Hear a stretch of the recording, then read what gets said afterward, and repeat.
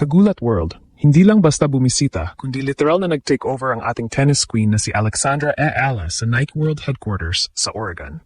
Isipin nyo, isang simpleng Pinay na nagsimula sa mga local courts natin, ngayon ay binigyan ng superstar treatment na parang isang Hollywood A-lister. Mula sa mga dambuhalang pader na puno ng kanyang career highlights hanggang sa mga custom sampagwita inspired sa Hertz at special edition kicks na ginawa eksklusibo para sa kanya. Ito ang tunay na definisyon ng global icon. Ang Nike mismo ang nag-set up ng red carpet welcome, pati na ang customized ping-pong table na may sampagwita motifs.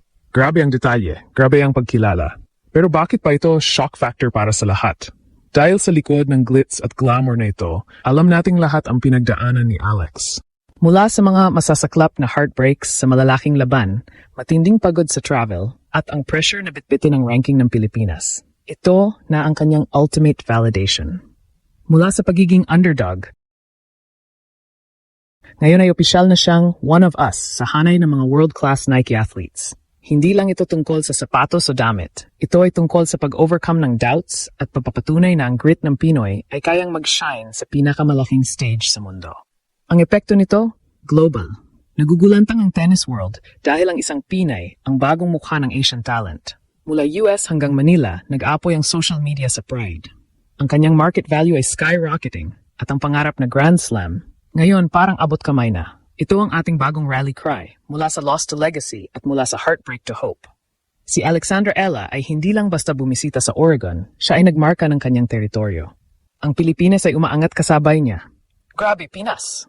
Akala niyo ba tapos na ang paggulantang natin sa tagumpay ni Alexandra Ala? Mukhang nag-uumpisa pa lang ang tunay na fireworks. Ang buong Oregon at ang buong mundo ng sports ay literal na napatigil at napanganga sa pinakabagong power move ng ating tennis queen.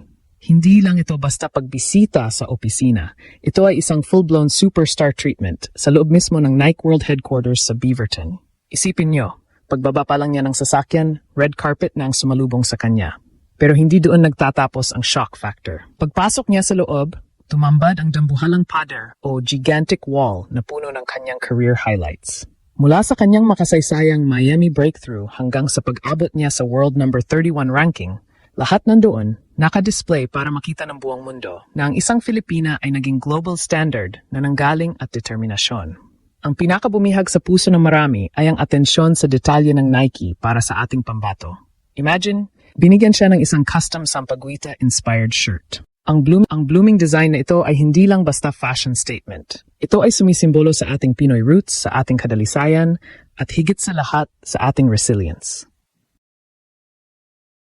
Para bang mensahe ito ng Nike sa buong mundo na, hindi lang basta swot ni Alex ang aming brand. Siya ang nagbibigay ng bagong kahulugan sa aming brand.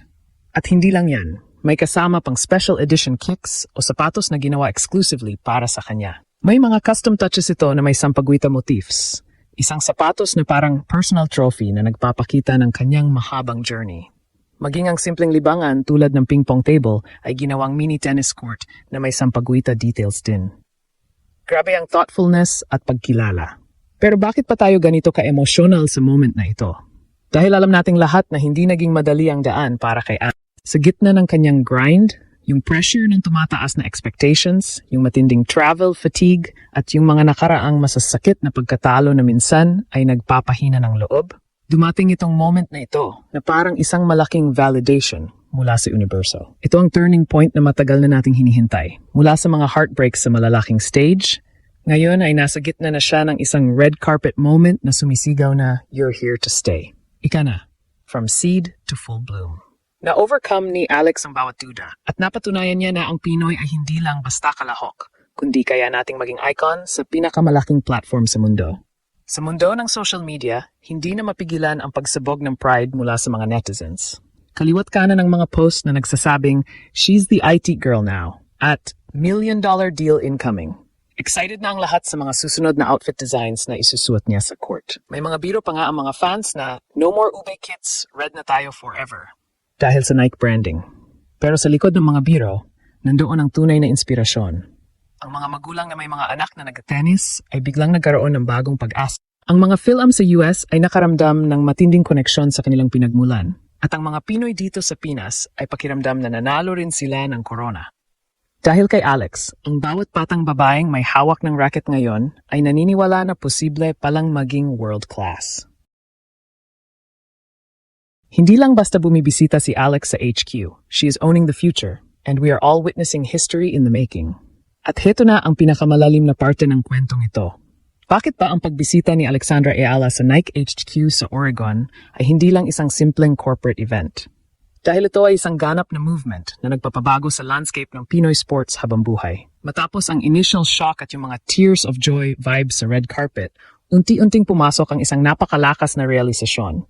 Si Alex Ayala ay hindi na lamang basta isang brand ambassador.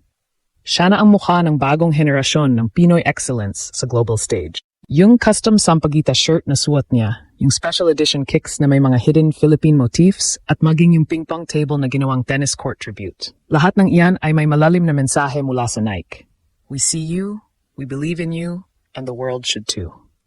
Ito na ang opisyal na coronation ni Alex mula sa pagiging isang Pinay underdog patungo sa pagiging isang international icon. Sa mundo ng social media, hindi magkamayaw ang reaksyon ng mga fans. Marami ang sumisigaw na she's made it.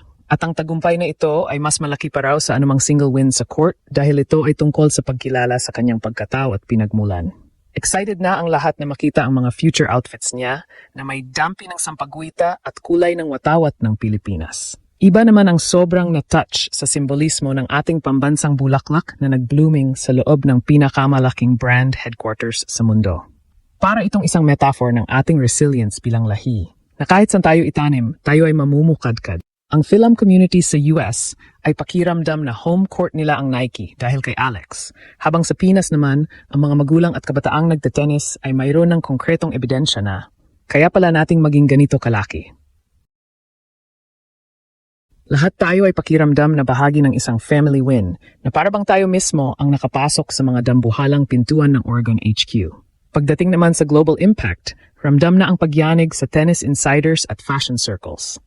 Ang ILA x Nike Energy ay nagdadala ng spotlight hindi lang sa Pilipinas, kundi sa buong Southeast Asian athletes.